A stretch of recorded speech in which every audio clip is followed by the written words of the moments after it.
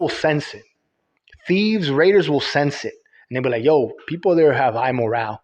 They're walking with the back straights. I've heard they got pepper spray now. Like, what? They got pepper spray? I don't want to. I just wanted some pair of sneakers, man. I don't want to get pepper sprayed. You know, the looters are going to hear this. It's going to get across the community, and maybe the store next to you does the same stuff. Now, there's an entire mall full of employees with pepper sprays, with attitudes like, this is where I work. I take pride in my job.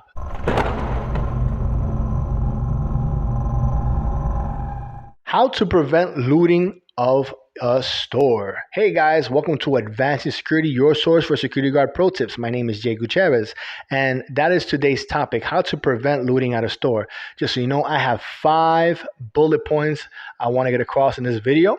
This is a great video for security and non-security personnel. If you're non-security, let's say you're a supervisor or you're an entrepreneur that owns like a sneaker store, this will be a great video for you because you want to augment the safety and you want to of their staff members, and you also want to protect your property. It's no secret that it's easier to prevent looting than it would be to stop it. Stopping anything costs a lot of resources, and there's a lot of liability and stuff like that. So I want to make sure you guys have an idea, a starting point, a template on how to augment the safety of your location. Who am I and what am I doing with the channel? Like I said, my name is Jay Gutierrez. I've done security for 5 years, mainly in New York. While there, I got trained in CPR AED. I also got trained in bloodborne pathogens as a fire life safety director and even as a security guard instructor. Now I have this channel where I try to help security guards stay safe, keep training, and make $50,000 a year. And I also make videos like this one that are good for non-security personnel as well. You guys can also follow me on IG, Violent_Hands, if you want to know more about martial arts and fitness, as I'm going through my own martial arts fitness journey, and I'm uploading there daily. If you have any questions, hit me there or hit me by the comment section. On to the video. How to prevent looting at a store. I have 5 bullet points. You could do this in any order you want, doesn't matter.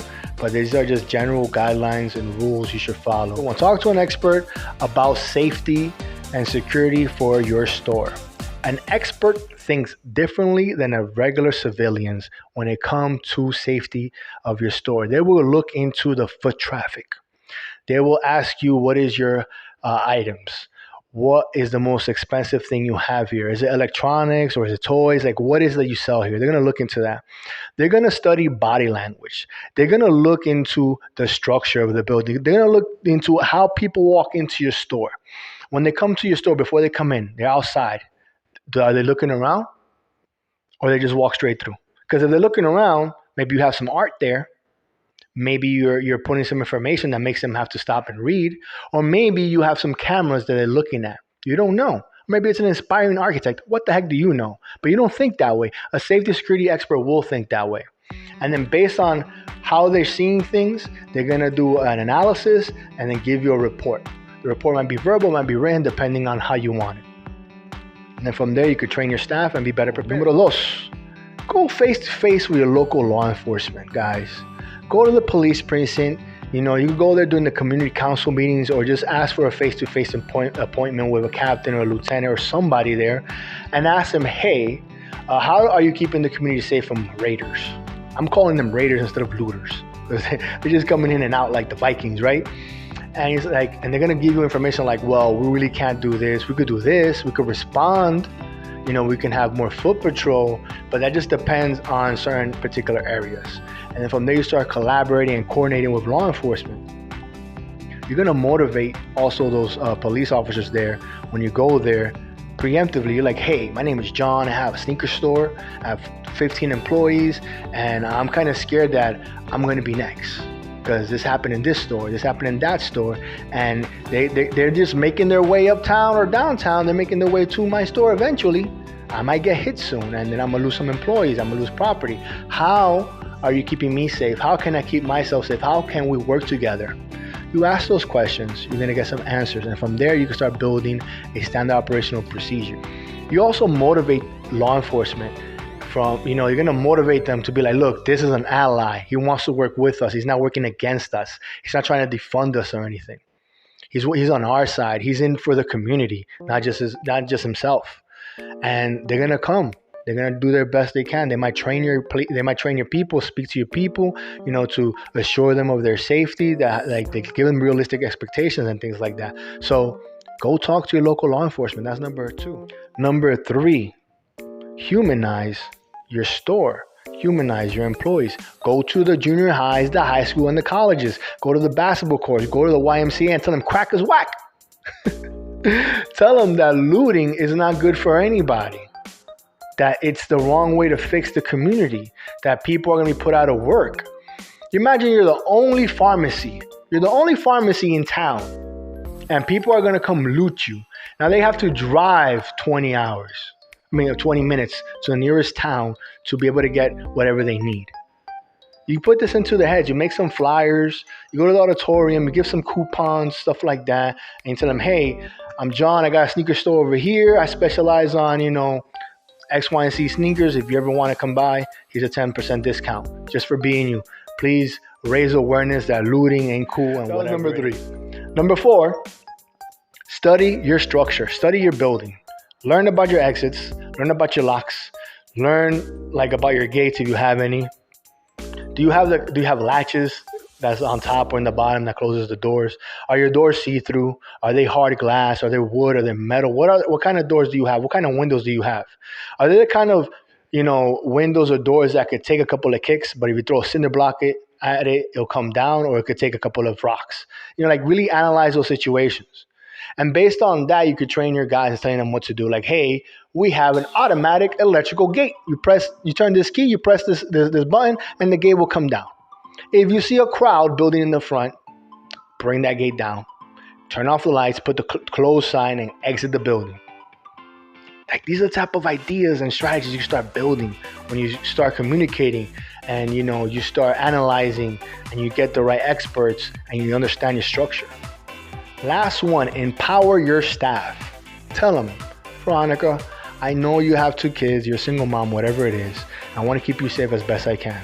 I know you like working here, and things like that, but I don't want you to defend this property. If you can, lock the doors. If you can, do your best to get out of here. But I'm going to empower you by giving you this free pepper spray.